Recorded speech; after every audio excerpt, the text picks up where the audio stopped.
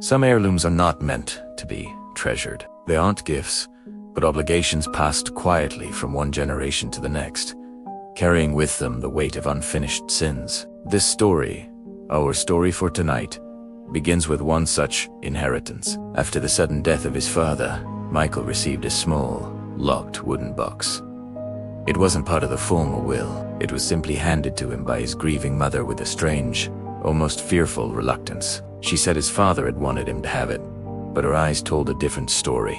The box had been hidden away for decades, tucked in the darkest corner of the attic, shrouded in dust and forgotten memories. It was surprisingly heavy, heavier than its size suggested, carved from a dark, unfamiliar wood. Strange symbols, unlike anything Michael had ever seen, coiled around its edges, worn smooth by the passage of time and the touch of anxious hands. No one in the family could explain its origin. When Michael asked, he was met with shrugged shoulders and vague, unsettling answers. His grandmother, her voice a fragile whisper, only said it had always belonged to them, a fixture in the family's history as far back as she could remember. And then she added a warning, her words hanging in the air like a cold mist.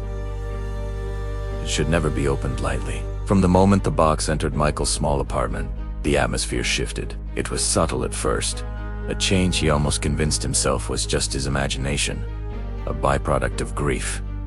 But it was undeniable. The air felt colder, a persistent chill that clung to the furniture and seeped through his clothes. The silence, once a comfort in his quiet home, now lingered longer than it should have, becoming heavy and oppressive. At night, the shadows seemed to take on a life of their own, stretching into corners where the lamplight struggled to reach, twisting into shapes that were just on the edge of recognition. The box itself remained untouched, sitting on his coffee table like a silent, brooding guest. Yet, it felt aware. Michael would catch himself glancing at it, half expecting to see it move. There was a palpable presence emanating from it, a sense of patient, ancient waiting. It was as if the thing inside was listening, observing him through the wood. Days turned into a week. The initial fear gave way to an annoying curiosity, a human impulse that has led so many down paths they shouldn't have walked. The warning from his grandmother echoed in his mind, but the mystery of the box was a siren's call. What could be so terrible? It was just a box, an old family trinket. His rational mind fought against the primal dread that was settling in his gut. Finally, one quiet Tuesday evening, the temptation became too much. He found an old set of keys, and after several tense minutes of fumbling, one of them turned the lock. The click was unnervingly loud in the silent apartment. With a deep breath, he lifted the lid. Inside, nestled on a bed of faded, crumbling velvet, was a dark, metallic object. It was shaped like something ancient and purposeful, perhaps a ritualistic tool or a piece of a larger, forgotten mechanism, though its true function was impossible to name. Its surface was bizarre. It seemed to absorb light instead of reflecting it, creating a small void of pure blackness in the center of the room. Hesitantly, Michael reached out and touched it. The instant his fingers made contact, a sharp, invasive wave of cold shot up his arm and through his entire body. It wasn't the simple cold of metal. This was a deliberate, unsettling chill, like an icy hand gripping his heart. He snatched his hand back, his breath catching in his throat. He quickly closed the box, the heavy lid shutting with a soft thud, and tried to shake off the feeling. But the encounter had left a mark, a psychic stain he couldn't wash away. That night, the true horror began. Michael dreamed of a man standing at the foot of his bed. He was tall and unnaturally thin, dressed in faded, outdated clothing from a century-long past. His face was half hidden in shadow, a detail his dreaming mind couldn't quite resolve, but he could feel the intensity of the man's gaze. The figure didn't move or speak. It simply stood there, watching, its presence radiating a heavy, restrained anger that felt suffocating even in the dream. Michael woke up in a cold sweat, his heart pounding against his ribs. The room was empty, but the feeling of being watched lingered. He sat up, staring into the darkness, convinced he wasn't alone.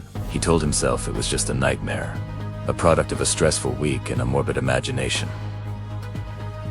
He was wrong. The dreams returned every night, each one a terrifying continuation of the last. And each time, the silent figure stood a little closer to the bed, first at the foot, then halfway up the side, then right next to his pillow. Michael would wake with the same chilling certainty that something had been taken long ago, and something was now being demanded in return.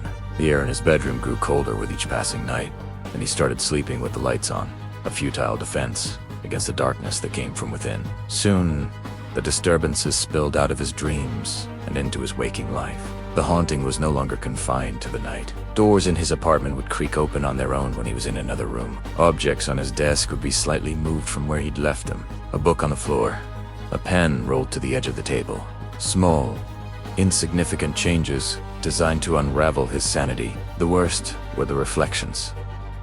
He'd catch a glimpse of himself in a mirror or a dark window, and for a split second, his reflection would hesitate, lagging just behind his own movements. It was as if reality itself needed a moment to decide what to show him, to confirm that the watching figure wasn't standing right behind him. Sometimes, he thought he saw a flicker of movement in the background, a tall, dark shape vanishing the moment he turned his head. Driven by a desperate need for answers, Michael began digging through his family's past. He spent hours in the dusty attic of his parents' home, sifting through old letters, faded photographs, and forgotten family records. The search felt like a race against time, a race against his own dwindling sanity. Finally, in a brittle, leather-bound journal belonging to his great-great-grandfather, he found it. The entry was dated over 150 years ago. It spoke of a business partner, a man betrayed, and an object of unholy significance that was stolen during the fallout. The betrayal had ended in a violent death, the partner murdered for his prized possession. The journal described the object in chilling detail, matching the relic in the box perfectly. The truth was laid bare. The object hadn't always belonged to his family. It had been stolen. The spirit bound to it, the ghost of the murdered man, had been trapped by an act of violence and sealed by blood and inheritance. It had waited patiently, passing from one generation of the thief's family to the next, waiting for the moment it could reclaim what was taken. The ghost didn't seek simple, mindless revenge. It sought restoration, a correction of a cosmic imbalance. The spirit wasn't just haunting Michael, it was haunting the bloodline.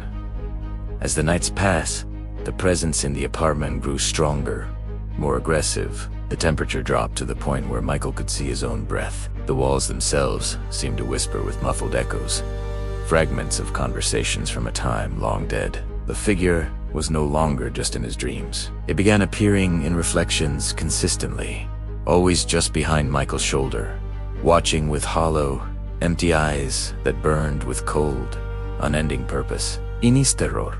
Michael tried to get rid of the object. He threw it in a dumpster miles away. It reappeared the next morning, sitting on his doorstep.